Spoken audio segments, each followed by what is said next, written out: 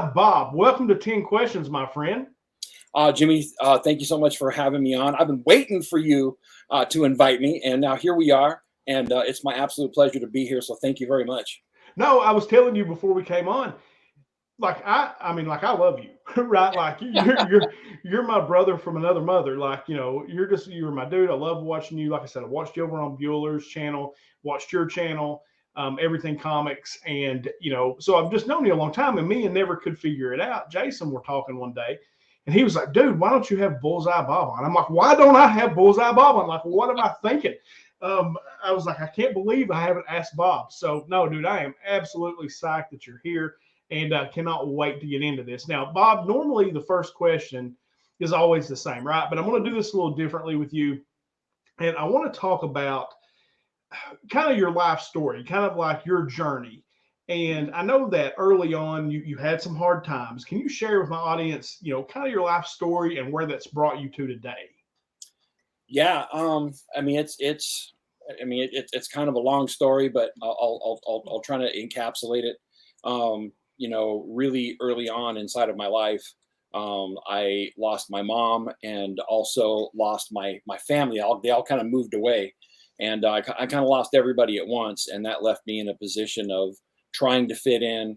And I did the best that I could, but growing up in the neighborhood that I did, I grew up around a lot of bad elements, and so I got into the gang life. When I was really young, started doing drugs when I was really young, became a thug, and really started doing a lot of bad stuff.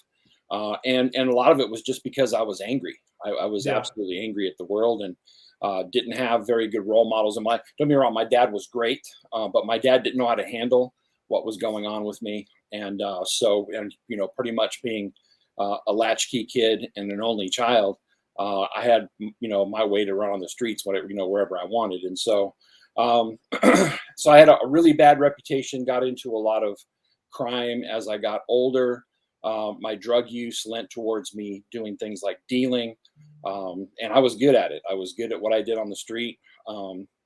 Through through an event that happened at a local racetrack, I went down there to go bet some horses, and I saw a guy that was pretty much getting bullied by these two big dudes.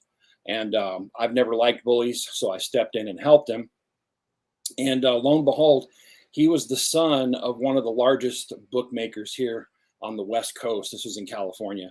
And they heard about what I did. They came and talked to me, and they ended up hiring me to work for their organization. And so I became, a guy. I used to do collections.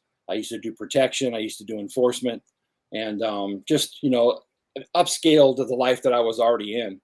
And ended up eventually getting married, having kids. And, what ended up happening was I started to have this feeling that, when I was growing up, I was taken to church and dropped off. I don't want my kids growing up without that same, type of moral values, but I want to be there with them. I thought it was a good thing. And I just told the wife, I said, I think what I'd like to do is take the kids to church. And so we did. And lo and behold, as I was sitting there, little did I know that, God would start speaking to my heart.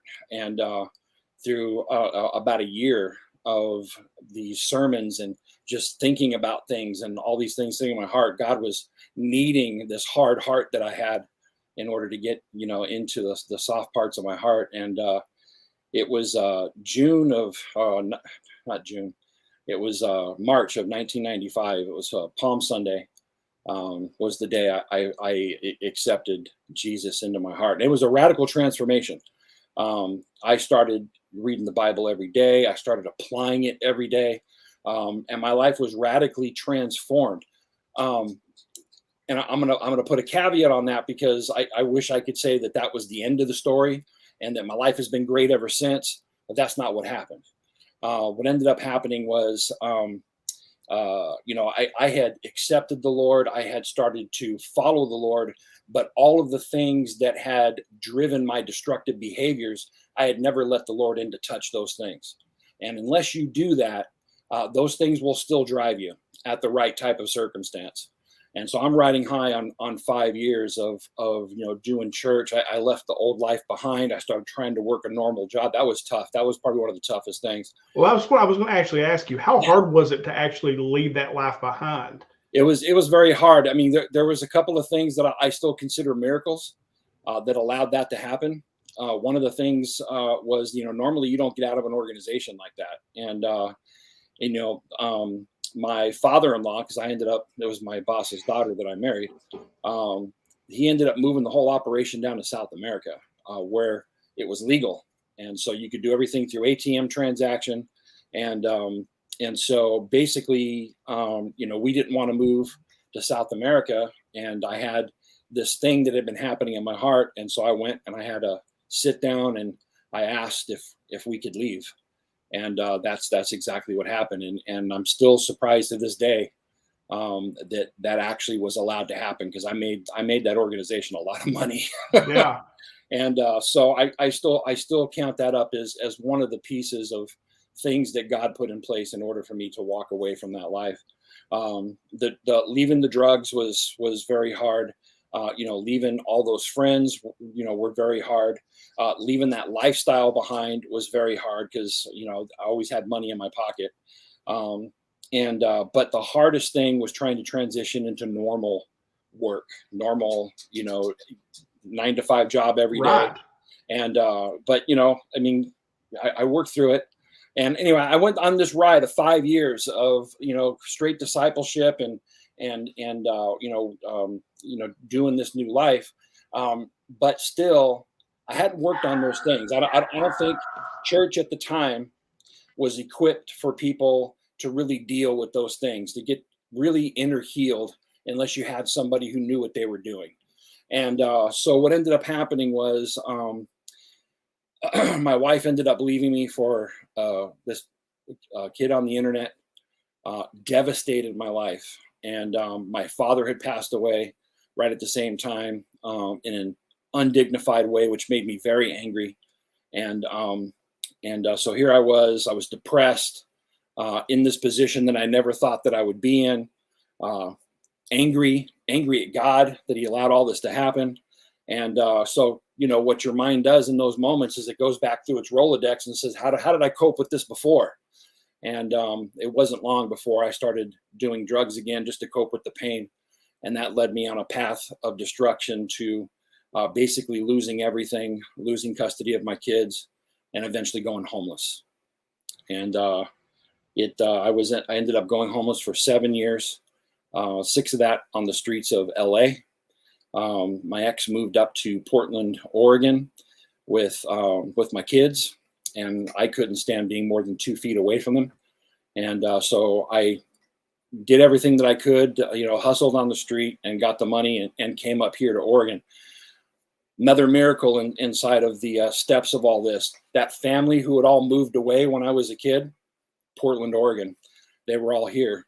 And so I actually moved back to a place where, I had family around me. I started reconnecting with family. And that allowed a few things to happen so that I could cement myself out here. But I still hadn't dealt with those things that have been driving my destructive behaviors, the pain that I was going through. And so basically, it didn't take me long. I went right back to what I was doing here on the streets of Portland, even in a worse way, because in LA, it's hard. LA, you got gangsters everywhere. Here in Portland, it's not a place full of gangsters. So I was running a lot of different things, making a lot of money, and as best I could. And what ended up happening was, and this is the God's honest truth. This is what was the beginning of the change for the rest of my life. So I basically I got robbed, and I was very angry, and I knew of a house where they were basically cooking a brand new patch of dope, and I knew they had a lot of money, and I was just going to go over there and I was just going to bust in the door and do a smash and just take everything that they had. And those moments when the Lord will hit you just where you need to be hit. That's what happened to me. I was walking towards that house. I got to just up to this corner, and all of a sudden I got this moment of dread inside of my heart that said, if you go up there, you're never coming back, and you're never seeing your kids again. and it feels like I must have sat there for an eternity. It was probably only like 5 minutes, Yeah. but it felt like an eternity. And I turned, and when I turned, I kid you not, I walked like 3 or 4 steps, and I heard this voice yelling out my name. And here was this lady who had knew me back in California, and she's waving me down. And she pulled up next to me, and she said, we heard that you've been on the street. We have a place for you if you want to get off the street. And I did. I ended up taking that invitation. I later found out that if I would have went up to that house, I would have never come back. They were armed to the teeth. Oh, wow. And my life would have ended. And so, and again, I wish I could say that everything went right, because I still hadn't dealt with those issues. And I went for a year of white knuckling it, staying clean, trying to hold down a job. I must have lost my job 3 different times. And then finally I got to the point where I didn't want to impose on them anymore. And I said, I have to leave. And so that's what ended up happening. And I was going to spend the night in a cemetery. And this kid that was a friend of my son's happened to be hanging out with us that day. And he heard my story, and he said, you need to meet my mom. I'm going to get very emotional, because this lady who helped change my life, she just passed away today. So I'm a little emotionally compromised today. Sure. But, she got me a place to stay. And I went to meet her in order to hear about this place. And, I'm busted up. I've been busted up for a long time. And, as I'm talking to her, she stands up, and she turns around, and she looks at me, and prophetically she just speaks. She says, you're a pastor. I'm like, lady, you have no, are you crazy? And she says, no, I can see it. You're a pastor. You have a heart that is for people. And, I thought she was nuts, absolutely nuts. But she got me off the street, and she started to meet with me on a regular basis.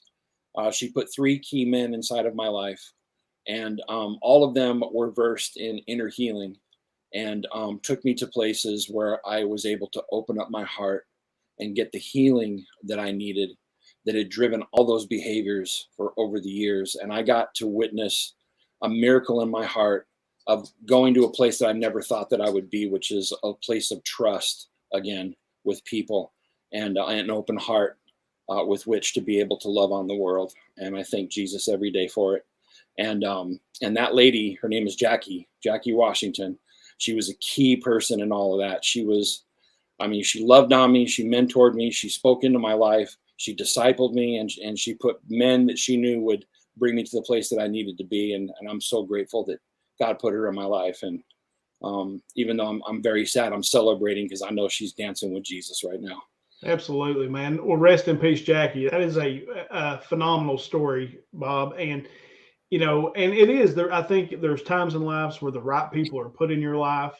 I say this about, and it sounds so corny, but this YouTube thing, I feel like I needed it, right? And it was at the right time in my life. It was something that I needed. Yeah. And I didn't know I needed it, but I needed it. And, and it sounds like your journey and Jackie, kind of coming into your life. So what were you able to do? Do you care to go into a little bit about what, with these gentlemen that do the inner healing, like what that is about? Is it like therapy, or is it just? No. A lot of people look at the 12 steps that were laid out by AA, and you can say whatever you want about those, but there's, if you know what you're doing, steps 4 through 7 are where you do all the heart work. And these guys had been trained in a couple of different systems of inner healing. One was Genesis process, which I've used to mentor and to help set others free for quite a while. Another was a workshop called Heart Change. With these guys were all staff members and facilitators of. There was a theophostic prayer, which is basically listening prayer. And so they knew how to basically get in and ask the right questions, and then just ask God to do the work. Yeah. And so yeah, I was asked questions that I had never been asked before. And that is key. Change comes from asking the right question, and then also having a safe place with which to be able to talk about what's going on in here. That's of utmost importance. Without a safe place, without a place of safety, you'll never trust enough to be able to let go of those things. And these guys provided that safe environment for me to be able to do that. And they also built up a support system around me, so that as I'm going through this, I have like-minded people who are going through it, with me as well. I'm not saying you have to go to 12-step or AA meetings. All I'm saying is that those steps 4 through 7 are not to be taken lightly. And that's where a lot of great work can happen if you put the work in. And so through these, different things that I went through, I was on a journey, and it was a quick one too. I was surprised. I thought I'd take years to do this, but about 1.5 years in was when I got to the point. See, when you are in a place of healing, you're in a place of receiving. And so I was in a place of receiving for about 1.5 years until I got to the point where I was ready to give back, where I was ready to start speaking into other people's lives, where I was ready to actually start discipling other people in the ways that I had been led to these things. And so that's where my ministry began. And it wasn't too much longer after that people started coming to me and saying, I think you're supposed to be a pastor, buddy. You need to pray about that. And and I just wonder sometimes too, you think of all those things that you went through, but it led you to where you are now, which is to mentor other people. So where they are, you've been where they are, and you can help lead them out of that. And I think that is an amazing testimony, and it's an amazing story for your life. I mean, and what better purpose could you have, right, than to spread God's word and help people who have the same struggles that you had coming up. Right, exactly. And I'm not going to say that the church I was going to in the beginning was bad, but the answer for everything from them was you need to pray more, you need to read the Bible more. Well, I was praying about as much as I could pray, and I was reading the Bible about as much as I could read the Bible, but I wasn't in a place of doing any of that heart work. They weren't versed in that, and I think churches are getting better at that. And I'm that's a thing I'm hugely supportive of, is to be able to bring this type of healing to the church, because it's so badly needed. And I think it's true discipleship, to be able to fiercely let the Lord search the heart and point out those things that need to be touched, and then allow him to come in and do that. It's the most amazing thing in the world. I mean, that's what excites me more than anything with working with people, when I'm sitting there praying with them and we've gone through, these questions where I'm asking, how does that make you feel? When did you feel that before? When did this first start entering into your life? What was going on? And then just asking the Lord to touch them in that place. And then I start to see the tears fall. And I know that the living God is directly engaging their heart in that moment. And I'll just start pouring tears because I'm witnessing a miracle in front of my eyes. There's nothing like that in the world. That drives me more than anything. And I thought we were going to talk about comic books, bro. Come on. We are. We'll get there. I just wanted you to share that. I knew most of that, but I just wanted to talk with you about it. And for anybody who hasn't encountered you before, that may be out there, may be struggling, that there is light at the end of the tunnel. And I just think your story is just an amazing, amazing testimony for the human struggle and being able to come out on the other side of it, and to give back. You know what I'm saying? So I don't know. I just wanted you to share that, just in case somebody watched this that needed it, needed that story. They'll see this and maybe they can reach out to you, or they'll know how to reach out to somebody to, maybe take that step. Yeah. And so, go ahead. I was just going to say, I'd like to, invite anybody to do that, even though I can't, physically be with you in other states and things like that. People have reached out to me and asked, how did you do this? And I can give you some steps that'll, point you in the right direction. But if you're in that place and you are struggling, don't hesitate. I'm fully open. You can come to my Instagram at Bullseye Bob. Hit me up on YouTube. Just send me a message and I'll get a hold of you. And I don't mind talking to anybody about that. If you're in my area, I got a little more, fewer more options for you. But definitely, don't let the opportunity pass. If you need help, definitely reach out, and I'll do everything I can to help you. What an amazing story. Yeah, absolutely. All right. So question 2. Now, this still kind of has to do with what we were talking about, but it is comic book related. And I was wondering, did comics at any point, kind of during this, this process that you were going through, were comics ever a part of that? Yeah, I don't know if comics were part of my healing, but they were definitely there along the way, speaking to me in different areas. Definitely in the very beginning, how I got into comics, and I'm sure you'll ask me that question later. But that right there it was very healing for me in the very beginning. Even though I still went on that bad path direction, it was something that was very poignant in my life, and allowed comics to stick with me. There were certain things that happened in the comics that spoke to me immensely. I've always loved the redemption story. I've always loved, instances of forgiveness. As you know, my favorite character is Daredevil, and I love that comic book and the story Born Again. When Karen Page, basically sells Matt out, and in the end, she comes and she confesses to him, and that's the key right there. Confesses to him what she did to him, and he doesn't say any words. That's the thing I love about that particular scene. He embraces her, and the way it was drawn, the elation in her face at being forgiven, brought me to tears, and it's a moment I'll never forget. And Well, and that was actually one of my questions. So we'll just make that question 3 is about Daredevil. Mhm, Like, because I know you're a massive Daredevil fan. I am too. Like, I love Daredevil. mhm. And is it that particular story, or is there anything else about that character that kind of draws or connects you to him?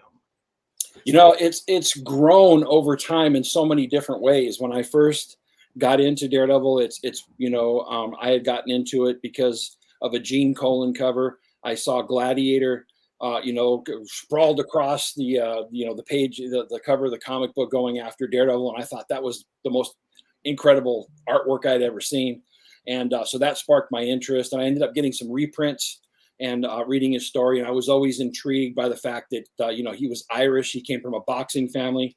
Even though my last name is Flores, I'm Irish. I come from a long line of boxers, and so I resonated with Matt Murdock in that sense. My dad was a boxer. My uncle was a boxer. My godfather was a boxer, and so I always resonated with that. And then when Frank Miller came on the scene, that's when it became my favorite character, because it was so gritty, it was so real, and it was so much different than anything I was reading in comics at the time. And that's when he brought in the faith element, into Matt's story.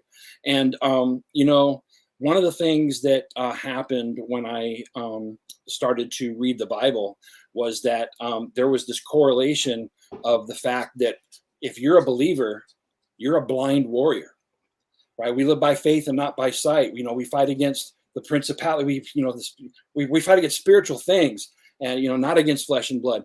And so really, to attune ourselves in the best way to become a warrior, we have to do it blindly. We have to be able to do this spiritually. And so resonated with that hugely from the books. And then Blind Justice, of course. And so it's evolved over time into all these different things that I relate to with the character, and the fact that he's incredibly flawed. With all this stuff that I've gone through, I'm not perfect, bro. I still need Jesus every day of my life. I am hugely flawed, and I know where I would be without him. And so and that's the thing with Matt. He's a hugely flawed individual, and it's played right there on the pages. And but at the same time, that faith is what centers him, and I love that about the character. I think some writers have done better with it than others. I love what Zdarsky has done with it I do too. in this last run. Other writers kind of discount it and kind of minimize it, but it's always there, and it's something that I've always loved about the character since Frank Miller brought that to the table. No, absolutely. It's the core of who Daredevil is, in my opinion, or what I Mhm. love about Daredevil. And I saw an Instagram post that you made maybe today, and it was a guy that had a car, and you said, "Hey, that's my car.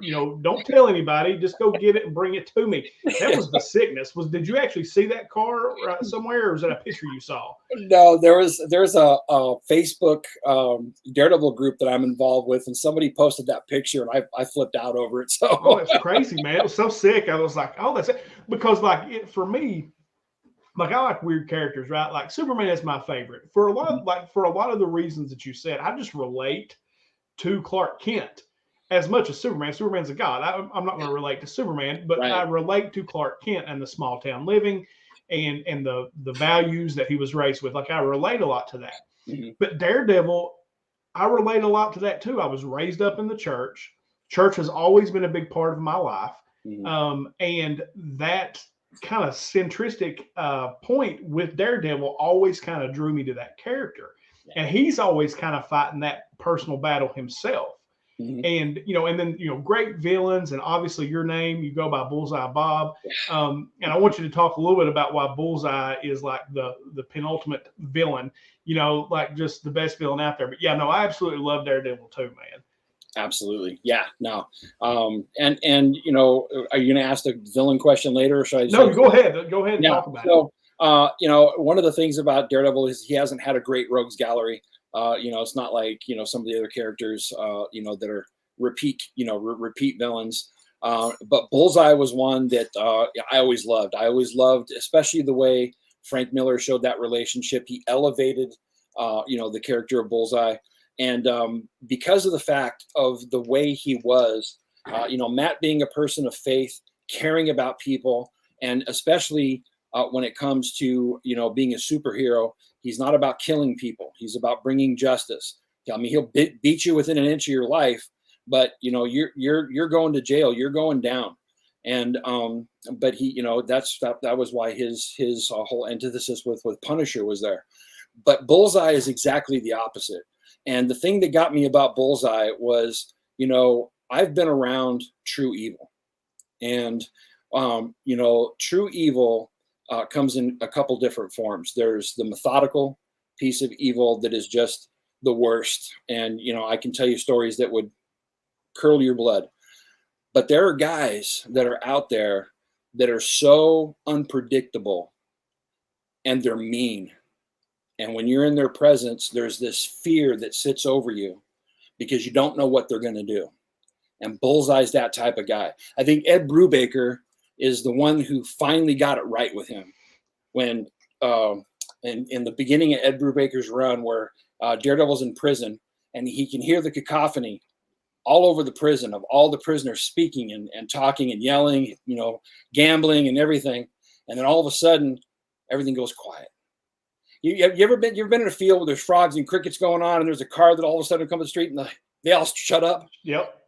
Same thing. The whole prison goes quiet, right? And he says he's here. Daredevil says he's here. And then they show him being wheeled in like Hannibal Lecter into the prison. And that's the type of fear that Bullseye instills, because he's unpredictable to be around, and he kills like breathing. I think inside of Gambit, that series, he says, I kill like most people breathe.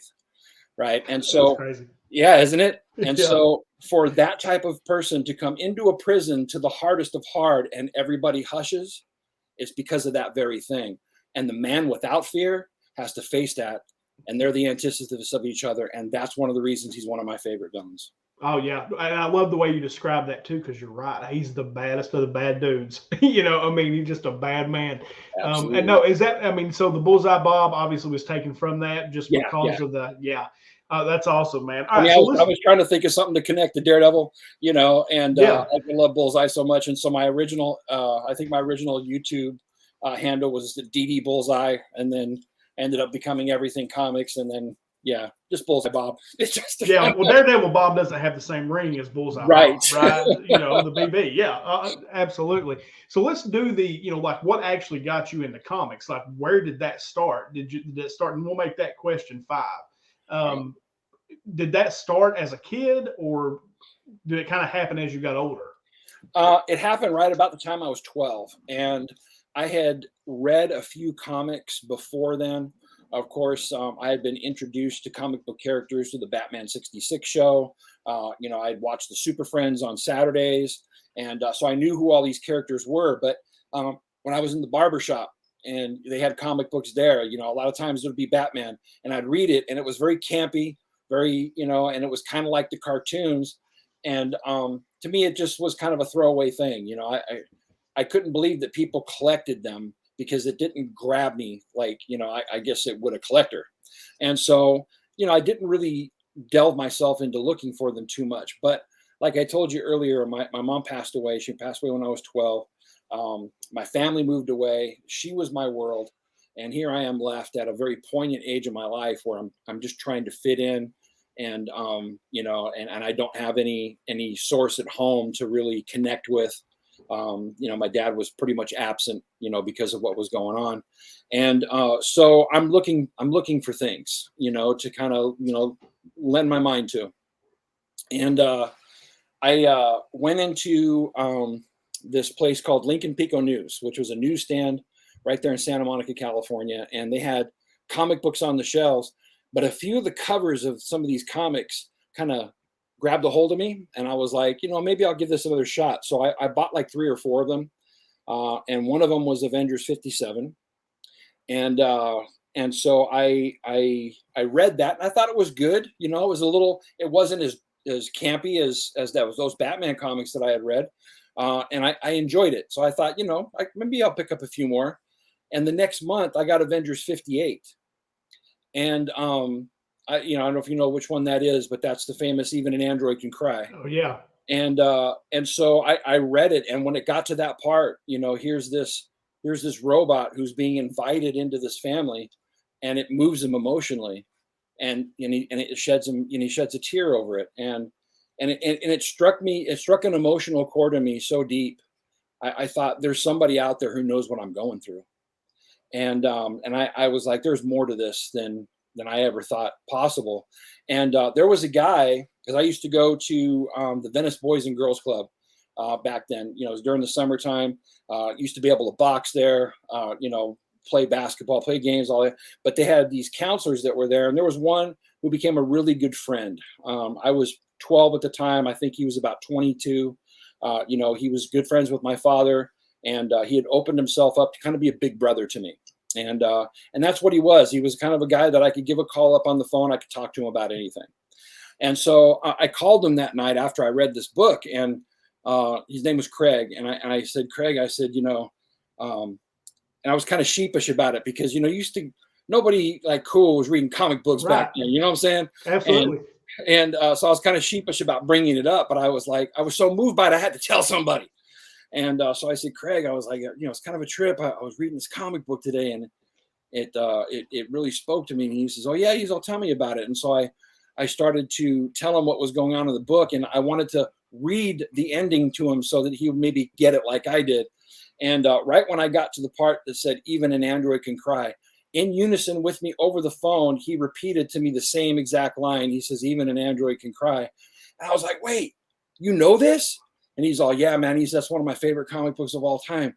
And I'm like, are you serious? And then he started to explain to me that he read it back in 1968 when it first came out. And what I had was a reprint. I didn't even know, that much about comics. Yeah. And we sat on the phone for the next 3 hours, and he opened up my whole comic book world to me. And from that point on, I was starting to just test things out. I got the Marvel Origins trade, paperback that had all the original stories from the 60s. And then I started buying a few different comics off the shelves. And the more I read, the more I just got into it. And I've been a fan ever since. And that was my entry into comics, reading that Avengers comic book and then calling up Craig on the phone and him just opening that whole world to me and explaining, oh yeah, there's this and this connects with this, and never have comics. I mean, at one particular point they left my life because, it happens to all of us. We end up, with the girls and, other things are pressing.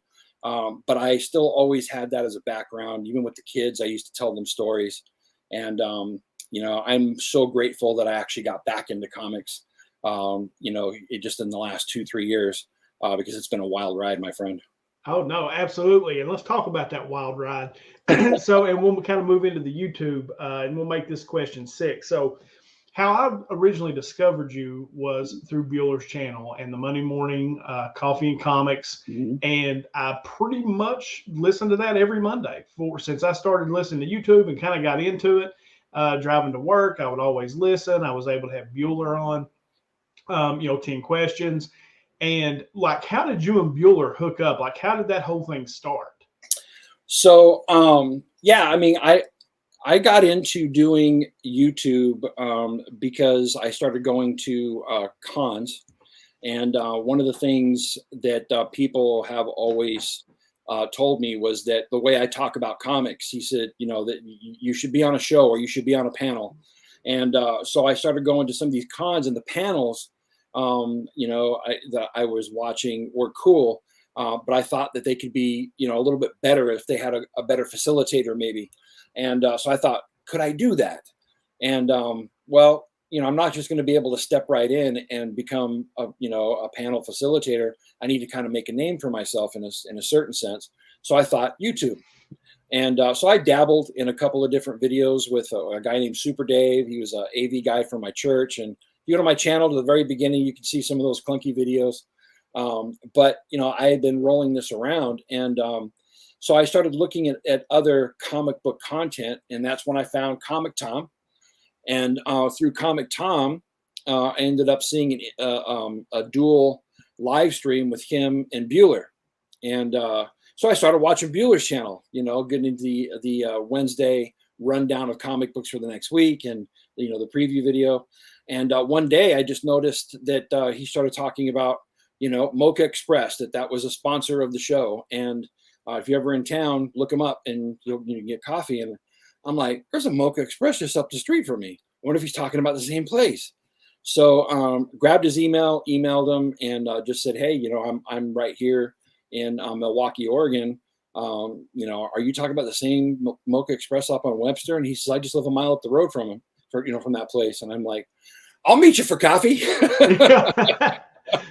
And so that's what we did. We got together for coffee, and anybody who's ever met Bueller, or whoever comes and meets him for coffee, he's the best dude in the world. I mean, he's so, you know, lighthearted, easygoing, got a great sense of humor. He can talk comics with you for hours. And that's what we did. I mean, we didn't even get into who we were. We just sat there and talked comics for the next hour and a half, 2 hours. And I found myself being mad that I had to leave and I had another appointment to go to, because I was just enjoying sitting there talking to him. And that's where our friendship started. It all kind of evolved from there. And then just kind of moved on to his channel, doing the Monday morning coffee and comics and the whole thing. Well, yeah, I mean, I started expressing what I would like to do, and you know, and you know, I couldn't do it with you know, Super Dave the way we were doing, and he basically said you should do it yourself and you know, just move forward. Yeah. And I didn't have the equipment or anything like that, and he was kind of key in pushing me in the right direction. You know, he basically had told me at one particular point that you know, because I had asked, you know, maybe could I hop on a video with you, and he said, you know, I'd like to do that, but I need you to be putting out content as well. And so that's kind of was the last straw. And that's when I started to, you know, to put some stuff out on my channel. And then he had this idea. His idea was he wanted to create a show basically. And we were thinking Mocha Express at the time, where it was just kind of two dudes sitting there talking, let's having a conversation, different camera angles, and not really, you know, being topic driven so much, but just a conversation. And but it just couldn't materialize the way he originally thought of it. And that's when he started to think maybe we could do this on his coffee and comic show and evolve it. And that's how the coffee and comic show started. And that's awesome. Yeah. And you know what, it was definitely a highlight moment inside of my life, being on there with him for, you know, that year and a half. And it was amazing. No, it was amazing. It was fun to listen to you all banter back and forth and talk. It was just a lot of fun. I felt like I was talking to two guys I've known my whole life, right? You know, where I was listening to two guys chat that I've known forever. And you're right, Bueller is very kind. When he was on 10 Questions, it was really early on. Like I didn't have any subscribers really, and he came on and he was as kind to me as he could be. And yeah, great guy. So he's, I guess, now out traveling, right? He's in his RV. I think the last video I saw, he was in the Pacific Northwest, maybe somewhere, and he had stopped. He's actually in town right now. Oh, is he? Yeah. And he was doing a haul video, and it was one where he tried to do it by like the river or something like that, and it got too windy on him. But so now that you know, you guys are kind of, he's doing that. Like, do you have any like other plans for your channel? And that's Everything Comics. I know I got Bullseye Bob on the screen, but the YouTube channel is Everything Comics. Everything Comics. Yep. So I don't know how much you know, but one of the things that is happening is, since he moved out of you know, his house and went on the road, and that house used to belong to his grandmother, I and my wife set out to buy his place, and so that's kind of what we've been doing. That's been a one heck of a ride so far. It's been ups and downs. It's been emotionally all over the place, stressful. It just is what it is when you buy a house, you know. Absolutely, brother. I do it every day. I know all about it, and it is. I tell my customers it is an emotional roller coaster. You're going to be happy, sad, frustrated, happy again. Then you'll be frustrated again. Then you'll be happy. Then you'll get pissed, and then you hopefully close. So that's kind of how it works. Yeah, I'm in the midst of all that, brother. Yeah. And so basically, I haven't really been putting out any content since we started down this road. My mind is too occupied, with what we're doing, and so I've just kind of stepped back and taken a break from it. But I can't wait, because when I move into the new place, I'm going to set my new room up, and I'll start putting content out again. I'm not sure, because what I was doing was weekly reviews for stuff that came out on New Comic Book Day. I'm not sure if I will do that, because my collecting has started to change in the last 4 months, where I'm not so hot on getting new comics on New Comic Book Day. I'm starting to get just way too many comics that are stacking up, that once I read them, I don't want them. Right. And I don't want to run into the space issue again. And so I'm starting to right now my box is off. I'm not picking up any new comics right now, but once I go back, I'm thinking of maybe just 4 to 5 a week, and kind of the same thing John's Comics with Kids is doing right now, 4 to 5 a week, and then doing a lot of stuff digitally, and then focusing on the stuff that I want to collect, stuff that means things, that mean a lot to me, certain keys. And then I'm an artwork hound, and so I do love certain covers. And so I may, be picking up some of those as well.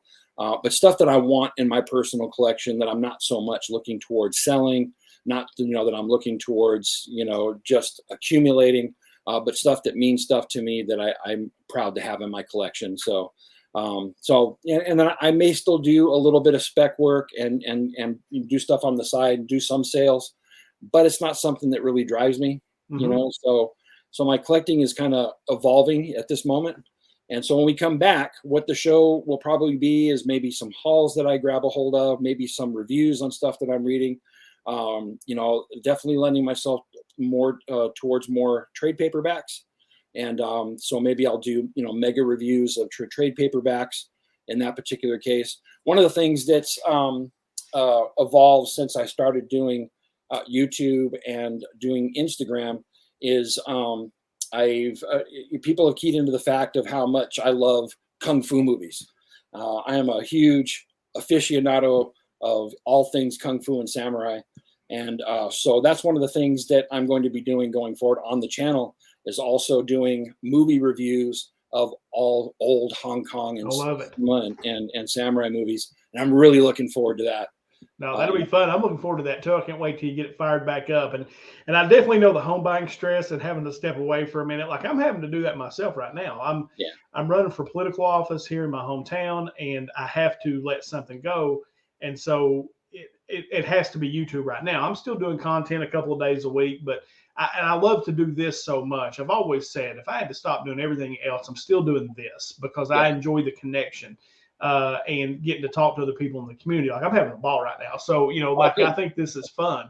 And so I'm definitely, so I can't wait till you put out new content. Now, Bob, we're going to go to question 7. Okay. And this is a new one that we've been doing, and that is explain this Instagram post. Mm-hmm. And I was flipping through, I follow you on Instagram. I was flipping through, you always got some funny stuff, but you have to explain to me why this is funny. Okay. Okay. Right here. Like, that's not funny, man. Explain to me what this is. Okay, so have you seen the movie Alien? I have. Okay, so that's the scene from Alien where I can't remember the characters' names, but the guy there that has the knife in his hand, he's actually the android, and he's got Bill Paxton's hand on the table with his over top, and he does the knife thing, and when they're all done, Bill Paxton sits back and he's shaking. He's all, "That's not funny, man." I saw that and I thought, Bob's done that to somebody. You know, like he's done that to somebody at some point, or when he was when he was on the streets with the gangs, he was like, that was like a thing, and he had to relate that to aliens. Like, that's not funny, man. Like I was like, so yeah, so it's strictly an aliens reference. I get it. Yeah, for sure. I love it. And drinking games are off the table. Let's just leave it at that. That's right. That's right. Oh, that's funny. All right. So actually, you just mentioned it. It's one of my questions. Is the kung fu like? Like, where did that come from? Like kung fu, like was that something as a kid watching Bruce Lee movies, or like stuff like that kind of developed that passion? Yeah, you're not far from the truth.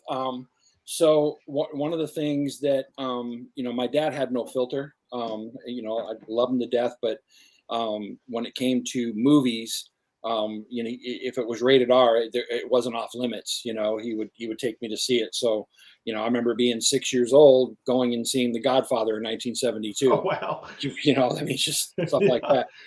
And we used to have a couple of obscure movie houses in both Venice and Santa Monica.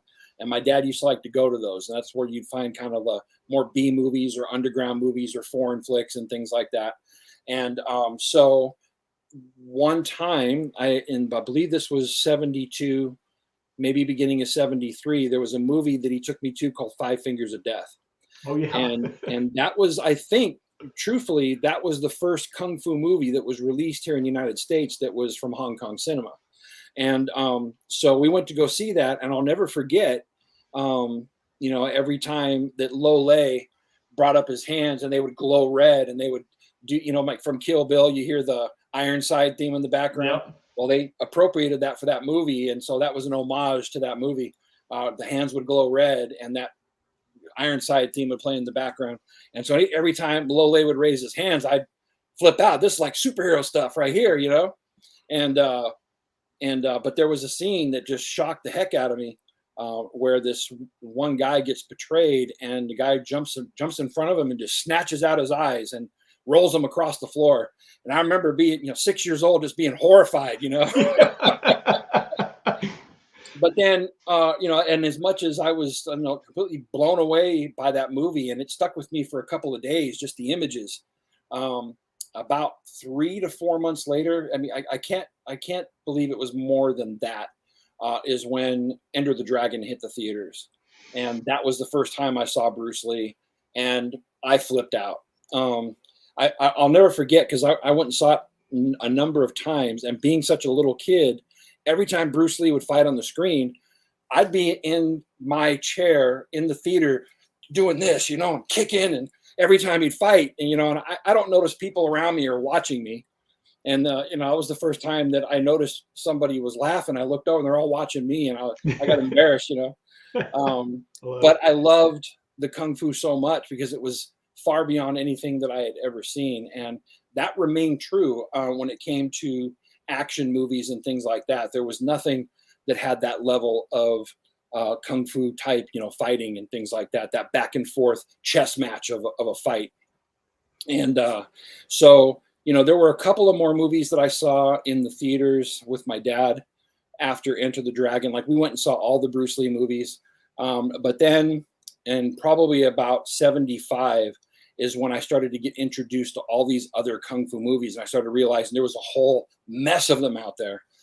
They used to have the, Black Belt Theater on TV, and then, the Kung Fu Saturdays.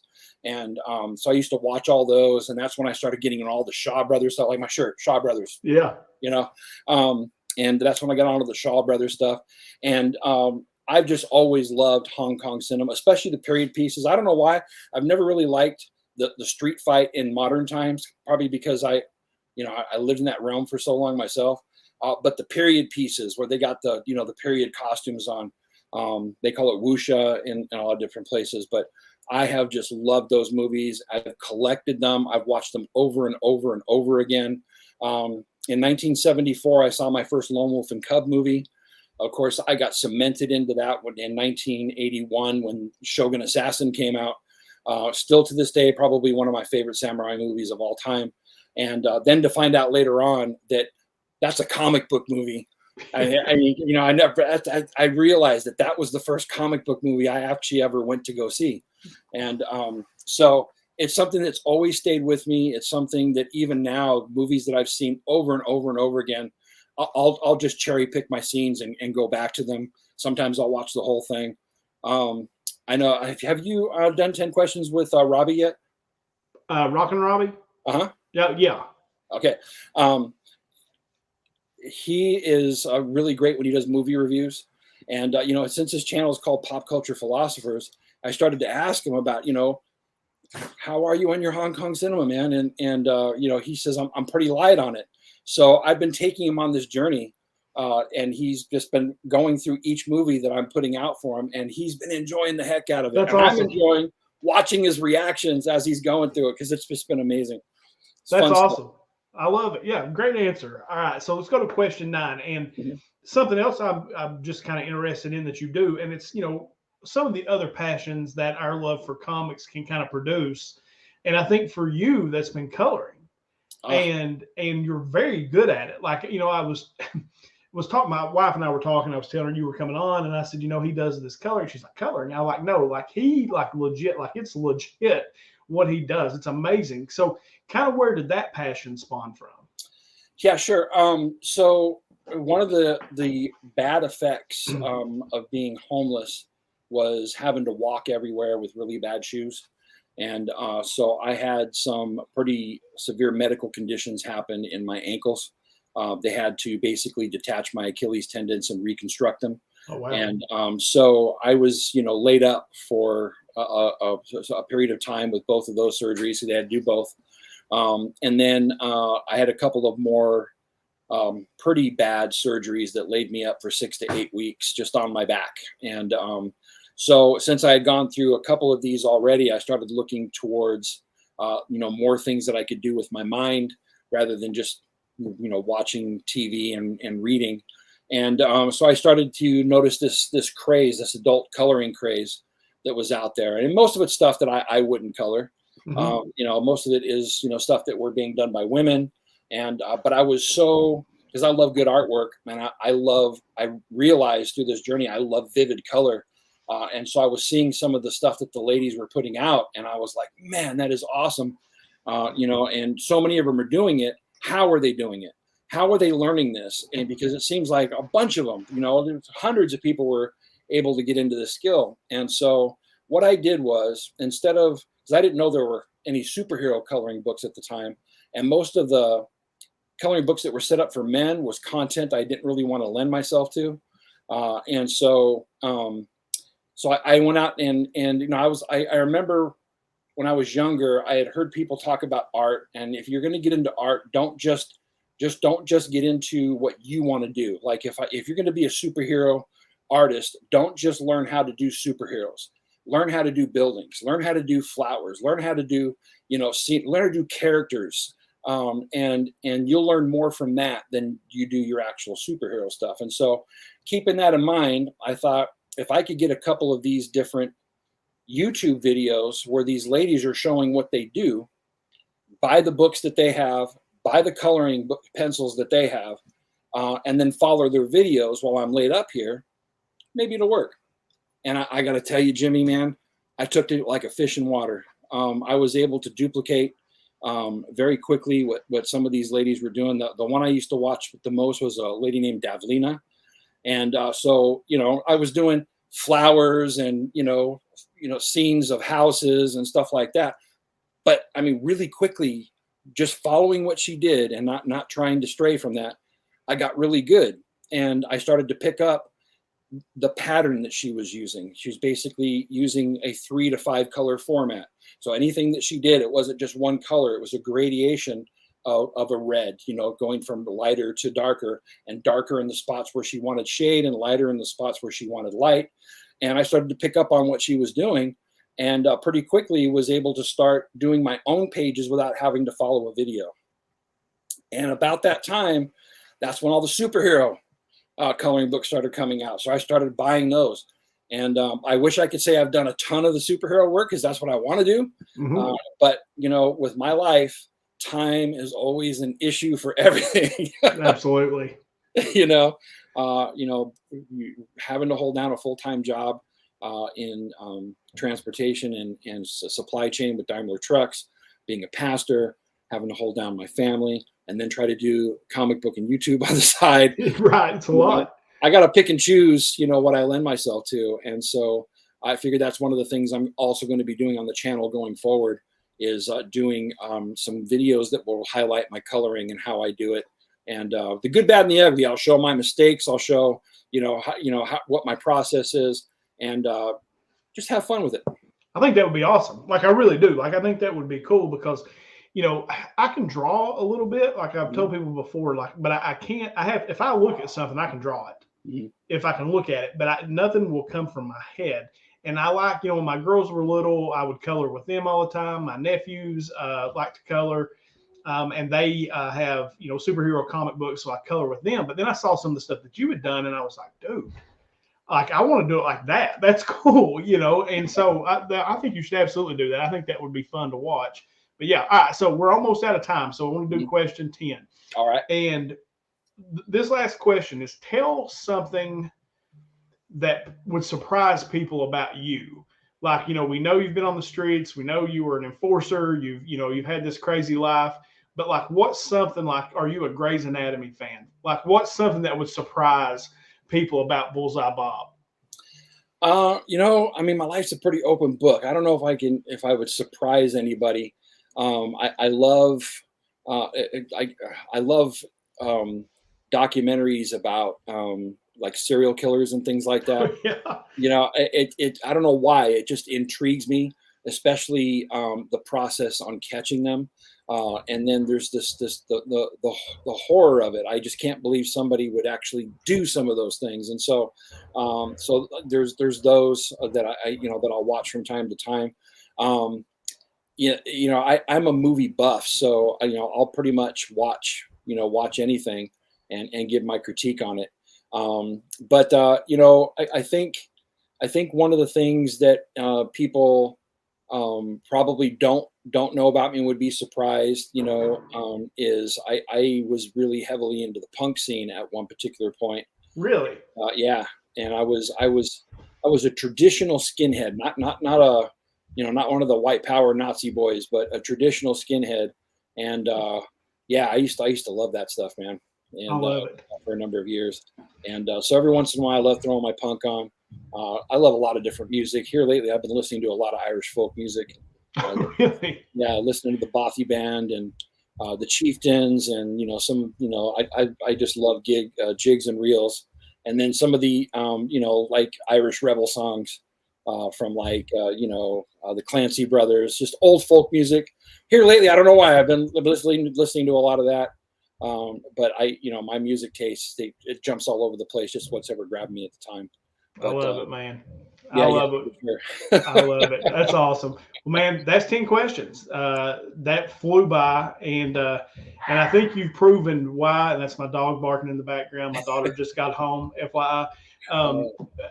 Just the 10 questions. This interview is why I love doing this, and this just speaks to everything that is great about doing this show and YouTube and the whole thing, son. I really do. I appreciate you coming on, Bob. That was fantastic. I had a great time, Jimmy. This has definitely been the highlight of my day, and good. I tell my wife about it. I don't think I've ever been asked some of the questions that you asked, and that right there is a real treat, just to be able to get to know you a little bit better, and to finally be on the show, man. I know, right? What was I doing, Bob? Like, I swear, when Jason said that, I was like, what are you doing, Kerr? Like, what are you thinking? And I instantly was like, and I think the day I messaged you, you were going to see the Batman for like the third time or the second time. I can't remember what it was. That movie was fantastic, by the way. Love it. Absolutely love it. Yeah. I when I first saw it, I was like, this is the best Batman I've ever seen. Now that I've sat back for about a couple of weeks, and I've also went back and watched the Nolan movies, I'm making comparisons between the two. I think Nolan movies are still my favorite. But it's a damn good movie, and they got a good movie. Lot to build upon. Absolutely. Well, the Nolan movies are my favorite, right? Like I absolutely, some of my favorite movies. I absolutely love those movies. But that movie was a true detective story. Yeah. And I think that's what I really liked about it. And you kind of seeing Bruce Wayne I thought his Bruce Wayne was a little weak, but I think that was kind of the point.